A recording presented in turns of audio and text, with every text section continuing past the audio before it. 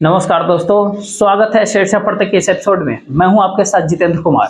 साथियों, बिहार की राजनीतिक गलियारों में जिन की बात, चुनाव प्रचार में जिन निकलने की बात, करीब 3 दशक बाद एक बार फिर अंदर खाने ये खबर कैसे चलने लगा, खास करके एनडीए गठबंधन के भीतर कैसे शुरू हो गया। जिनकी बात तो उस समय में हुई थी जब 1995 के विधानसभा चुनाव में जनता दल के नेता और उस समय के नेता लालू प्रसाद यादव ने चुनाव में जिन निकलने की बात कही थी। तब टीएन शेषन मुख्य चुनाव आयुक्त थे और टीएन शेषन बनाम लालू यादव की हालत उस समय की ये थी कि भैंसिया पे चढ़ा के गंगा जी में हिला देंगे टीएन शेषन को। ये बात लालू यादव के मुख से सुनी जा रही थी। लेकिन आज न तो भैंसिया की चर्चा है, न गंगा जी की चर्चा है, न ही टीएन शेषन की चर्चा है। आज जिन की बात दरअसल गठबंधन के भीतर क्यों आ रही है? आखिरकार वो कौन सा जिन है जिसने भारतीय जनता पार्टी को हलकान कर रखा है, और उस जिन का असर कितना बड़ा होगा जिस असर ने भारतीय जनता पार्टी यानी बीजेपी के राज्य के नेताओं को अपने शीर्ष नेतृत्व तक इस जिन की बात को पहुंचाने पर मजबूर कर दिया है।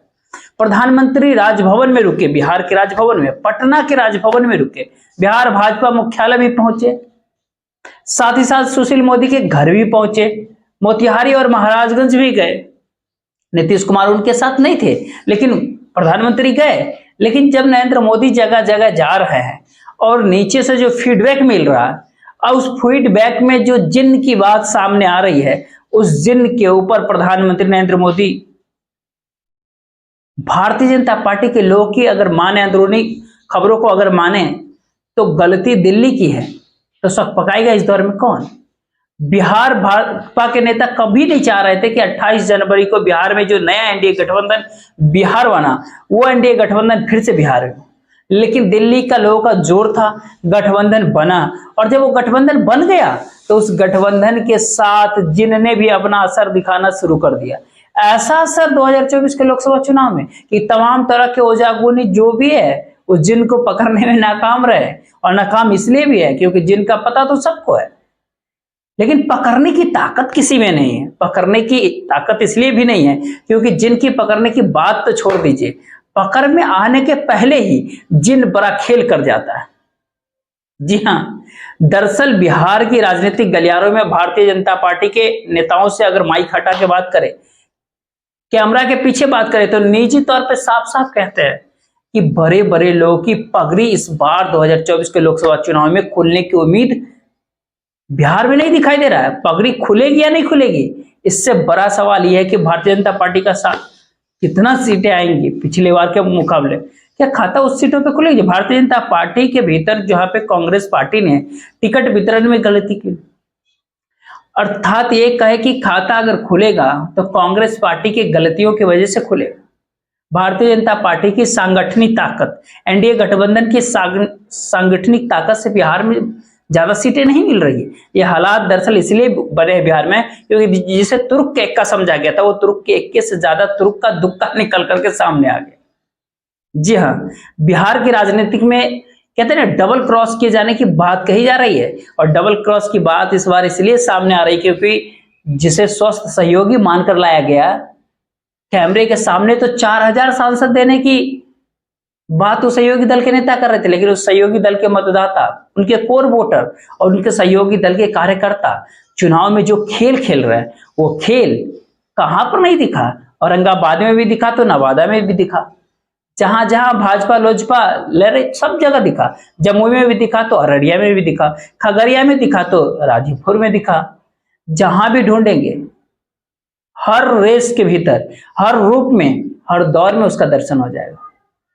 दरअसल जिन शब्द से जिसे विभूषित किया जा रहा है भारतीय जनता पार्टी के भीतर, जिन्हें जिन माना जा रहा है, ये जिन बिहार के पूरे चुनाव को 180 डिग्री पर घुमा सकता है। वह जिन कोई और नहीं बल्कि जनता दल यूनाइटेड के कोर वोटर को जिन कहकर, बैंक के रूप में जिन कह करके उनको संबोधित कर रहे हैं, क्योंकि वही जिन ने बिहार के राष्ट्रीय जनता दल और इंडिया गठबंधन के चुनावी संभावनाओं को पर लगा दिए, तो भाजपा लोजपा के संभावनाओं को गर्त में बिहार में डुबो दिया। कहां पर नीतीश कुमार नहीं आते 28 तारीख को, 28 जनवरी को, तो बिहार में भारतीय जनता पार्टी जो आज 16 सीटें जो लड़ रही है, बहुत संभावना थी कि भारतीय जनता पार्टी ठीक दोगुने यानी 32 सीटें लड़ जाती, 32-35 सीटें लड़ती बिहार में, राम मंदिर का ढिढोरा पीटा जाता, 400 सांसदों की बात ढंग से पहुंच जाती। लेकिन यहां अपने ही लोग जब व्यंग करने जैसी बात पर उतारू हो जाए, अपने ही लोग कहे कि 400 क्यों, 4000 जीत करके आएंगे, 400 क्यों आएंगे। अब इस सारी बात सुनकर के लोग हंस रहे हैं कि संसद में सीटें हैं 543, तो 4000 ये साहब कहां से लाएंगे। और वोटर जो जनता दल यूनाइटेड के कोर वोटर हैं, वो लव कुछ समाज के जो वोटर हैं, कुछ अति पिछड़ा, कुछ महादलित जो वोटर हैं, वो इस बात को समझ रहे हैं कि नीतीश कुमार कहीं व्यंग तो नहीं कर रहे, कहीं सठिया तो नहीं गए, साथ में आए हैं तो कोई कहीं नई एजेंडा तो नहीं है। मुझे नहीं पता कि एजेंडा क्या है, लेकिन भारतीय जनता पार्टी को जो जमीनी सच्चाई पता चल रहा है, उसके भीतर दिक्कत यह है कि अंदर की दर्द जो है ना, वो सहयोगी दल की तरफ से मिल रहे धोखे को सार्वजनिक तौर पे तब तक बैक नहीं किया जाता जब तक कि चुनाव खत्म नहीं हो जाती। अब याद कीजिएगा नीतीश कुमार के साथ जो 2020 में चिराग मॉडल का जो खेल खेला जा रहा था बिहार विधानसभा के चुनाव में, नीतीश कुमार चुनाव के समय एक शब्द नहीं बोले। वो बोले कब चुनाव खत्म हो गया उसके कुछ दिनों या कुछ महीनों बाद बोले कि इस चुनाव में पता ही नहीं चला कि दोस्त कौन है और दुश्मन कौन है। ये बात नीतीश कुमार ने कहा था। आज भारतीय जनता पार्टी की स्थिति कमोबेश वही है। 2000 कहते हैं ना कि साथ में तो खड़े हैं, लेकिन सच्चाई क्या है, साथ में है लेकिन सपोर्ट में नहीं, सपोर्ट में है लेकिन साथ में नहीं। तो कुल मिलाकर के सब कुछ जनता दल यूनाइटेड के पास और राजद के पास भी और सारा गेम है, और उसको कहते हैं ना खेल उलटफेर करने वाले लोग भी शामिल है। सब कुछ है इस दौर में, लेकिन वही भारतीय जनता पार्टी के साथ स्थिति कमोबेश है कि न तो सहयोगी दल के खिलाफ चुनाव खत्म होने के पहले वो कुछ बोल सकती है बिहार की राजनीति में, और दर्द को अंदर अंदर से महसूस केवल कर सकती है। बिहार भारतीय जनता पार्टी के नेताओं ने, जैसे अंदरूनी लोग बताते हैं कि बीजेपी के नेताओं ने बिहार में शीर्ष नेतृत्व को इस बात को पहले फेस के वोटिंग के बाद ही अवगत करा दिया था, और आज के दौर में भी लगातार अवगत कराते रहे कि बिहार में जिस उम्मीद में लाया गया था नीतीश कुमार को, उनकी पार्टी जेडीयू को, वो उम्मीद पूरे होने की बजाय और ज्यादा बड़ा नुकसान बिहार में झेलना पड़ेगा बीजेपी को। राष्ट्रीय जनता दल को एक सहानुभूति बनाने का मौका मिला, वो विक्टिम कार्ड खेलने लगी, नौकरियों का क्रेडिट जनता देने लगी, और इन सबसे इतर जाकर के जिनको लाया गया वो अलग ही खेल खेलने लगे। तो ऐसे में बिहार की सियासत में घात प्रतिघात का जो खेल है, और प्रतिद्वंदी जो सामने दिख रहा है, प्रतिद्वंदी अगर हो ही नहीं, जो बहुत अपने खास थे वो दुश्मन से मिले थे, हम हार गए, जंग का नक्शा। तो अपने कौन से खास थे जो दुश्मन से मिले थे, और कौन से जंग का नक्शा था जिसको समझ नहीं बैठे और जिसे समझ नहीं पाया और चुनाव हार गए। तो इस दौर में 4 जून को आपके सामने हालात दिखाई देगा, जब बिहार के भीतर मतगणना के रुझान सामने आएंगे। उस रुझान के साथ एक और रुझान आपको दिखाई पड़ेगा कि जनता दल यूनाइटेड के चिराग मॉडल, 2020 के विधानसभा चुनाव के चिराग मॉडल, उसके सामने से खेलने वाले और पर्दे के पीछे से उनकी स्क्रिप्ट तैयार करने वाले इन दोनों दलों के साथ इस लोकसभा चुनाव के भीतर कौन सी बाजी, और उस बाजीगरी को जब तक महसूस किया जाएगा तब तक काफी देर हो चुका होगा। मुख्यमंत्री पद पे बिहार में कोई 20 साल से पलटन का खेल, और बिहार के मुख्यमंत्री तो सेम है, गठबंधन बदल रहा है इधर उधर, और भारतीय जनता पार्टी के भीतर इस बात को लेकर के खुश होने वाले लोगों की बहुत संख्या है कि चलो मौजूदा नेतृत्व से मुक्ति तो मिल गई। वहीं इंडिया गठबंधन को इस बात की खुशी जरूर होगी कि जो व्यक्ति इधर से उधर गया था उसने अपना मिशन तो पूरा नहीं कर दिया। और क्या वाकई कोई मिशन दिया गया था? यह मिशन या मंसूबा या चिराग मॉडल के कथित राजनीतिक प्रतिशोध के रूप में उस व्यक्ति ने पाल रखा था मन में। इन सब कुछ सार्वजनिक रूप से तो 4 जून के बाद देश देखेगा। लेकिन भाजपा मुख्यालय में जब प्रधानमंत्री नरेंद्र मोदी पहुंचे और प्रधानमंत्री जब बैठे थे, तो कार्यकर्ताओं के बीच जो कहते हैं सन्नाटा छाया हुआ था, जो खामोशी दिख रही थी, उस खामोशी को कोई भी व्यक्ति, कोई भी राजनीतिक समझ रखने वाला व्यक्ति आसानी से समझ सकता है। और जब उसको समझने का जब दौर था, तो उस समझने के दौर में प्रधानमंत्री नरेंद्र मोदी मोतिहारी जा रहे हैं, महाराजगंज जा रहे हैं। हो सकता है कि प्रधानमंत्री नरेंद्र मोदी खुद अब छठे सातवें चरण की वोटिंग के लिए भी कई कई बिहार में जाए, कारा कट जाने की बात सामने आ रही थी। लेकिन इतनी जगह पहुंचने के बावजूद जब 17 सीटें जो भारतीय जनता पार्टी बिहार में लड़ रही है, 17-0 का स्ट्राइक रेट मेंटेन किया था 2019 के लोकसभा चुनाव में, उस पर बहुत बड़ा कोई राजनीतिक धोखा भारतीय जनता पार्टी के साथ बिहार में हो गया है 2024 के लोकसभा चुनाव के मद्देनजर। क्या इस तरह के हालात है? जो छठे चरण की वोटिंग होनी है और पांचवें चरण की जो वोटिंग हुई है, उस चुनाव में तो एक सीट जेडीयू लड़ रहे थे, एक सीट पे खुद चिराग पासवान लड़ रहे थे। जेडीयू वाले सीट पे कहा जा रहा था पासवानों ने वोट नहीं दिया, और चिराग पासवान जिस हाजीपुर सीट पे लड़ रहे थे वहां पे कहा जाता है कि जेडीयू के कोर वोटर और कैडर ने एनडीए की मदद नहीं की। तो आखिर किसकी मदद के लिए नीतीश कुमार को लाया गया था 28 जनवरी 2024 को?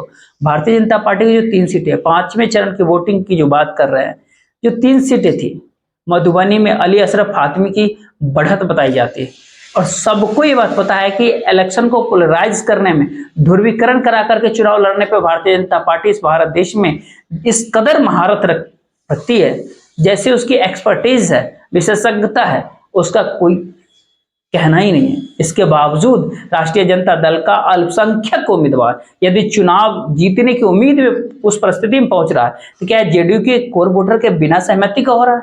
इसके बावजूद अजय निषाद कांग्रेस के उम्मीदवार और भारतीय जनता पार्टी मौजूदा सांसद भारतीय जनता पार्टी के, और अब कांग्रेस के उम्मीदवार वो मुजफ्फरपुर भारतीय जनता पार्टी के नए नवेले उम्मीदवार के सामने परास्त होने के हालात में दिख रहे थे। क्या जेडीयू के कोर वोटर के बिना ऐसा खेल हो रहा है? और रोहिणी आचार्य के पक्ष में जिस प्रकार से अगरा बनाम पिछड़ा छपरा के भीतर हुआ है सारण लोकसभा सीट पर, क्या यूं ही ऐसे खेल हो गया? खामियाजा तो जनता दल यूनाइटेड के कोर वोटर का, जिनको अंदर खाने जिन कहा जा रहा है, उन पर तंज कसा जा रहा है, उस जिंक का खामियाजा तो गिरिराज सिंह और नित्यानंद राय ने भी भुगता है, प्रदीप सिंह ने भी भुगता है, गोपाल जी ठाकुर ने भी भुगता है, और इन सब के साथ साथ सुशील कुमार सिंह और विवेक ठाकुर ने भी भुगता है। लोजपा के कैंडिडेट से भी भुगता है, कुछ चिराग पासवान ने भी इसको भुगता है। ये अलग बात है कि कुछ सीटें जो है नजदीकी मुकाबले में निकल सकती है, और कुछ की सीटें जो है नजदीकी मुकाबले में या कड़े मुकाबले नहीं होने के बावजूद पूरी तरह से फंस सकती है बिहार की, और हार और जीत दोनों की संभावना है। लेकिन जब धोखा भीतर से होता है, घात प्रतिघात का खेल होता है, या प्रतिशोध की भावना, राजनीतिक खेल का बदला लेने का जब अंदर से जज्बा आता है, तो उस जज्बे में कौन राजनीतिक खिलाड़ी अपना चुनाव गवा बैठे और धोखा चुनाव नतीजे को एकदम 180 डिग्री पर पलटकर इंडिया के खेमे में माने जा रहे बिहार के चुनाव को खासतौर पे तब माने जा रहे जब नीतीश कुमार और नरेंद्र मोदी साथ हो जाए। तो उस चुनाव के भीतर अगर बाजी इंडिया के पक्ष में चली जाए और एनडीए को हाथ खाली रहे, तो नीतीश कुमार के सांसदों की संख्या को मत गिनिए। संख्या गिनने की जरूरत तो नरेंद्र मोदी के सांसदों की होती है कि आखिरकार वो कहां तक पहुंचे, और वो जहां तक भी पहुंचते हैं तो 72 के आंकड़े को छू पाने के लिए वो सक्षम दिखाई नहीं दिखते। हालात कई राज्यों में बीजेपी की खराब है, उस हालात खराब के बीच अगर बिहार के पर्दे के पीछे से जो कोई और खेल चल रहा हो, एक चेहरे के पीछे कोई और चेहरा किसी ने लगा लिया है, तो फिर उस चेहरे को पहचानने में नरेंद्र मोदी भले गलती कर गए हो, अमित शाह वगैरह गलती कर गए हो, जिनका चेहरा है उनके वोटर ने गलती नहीं किया। वो अपने नेतृत्व के सारे को समझ रहे हैं कि 4000 सांसद हिंद महासागर से लाए जाएंगे या प्रशांत महासागर से या किसी और कॉन्टिनेंट से लाए जाएंगे।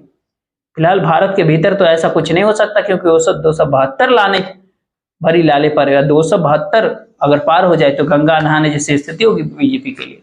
लेकिन जिन राजनीतिक जिन सहयोगी दल के रूप में तथा कथित रूप से बिहार की राजनीति में खड़ा हुआ ये जिन, वो जिन भारतीय जनता पार्टी के कमल निशान को कहीं ना कहीं मुरझाता हुआ दिखाई दे रहा है। तो देखते रहिए आगे बिहार में और 2 चरण की वोटिंग बची हुई है, और भी कैंडिडेट बीजेपी के 8 कैंडिडेट लगभग बचे हुए, 8 कैंडिडेट के साथ बिहार में क्या खेल होता है देखते रहिए। जय हिंद, जय भारत।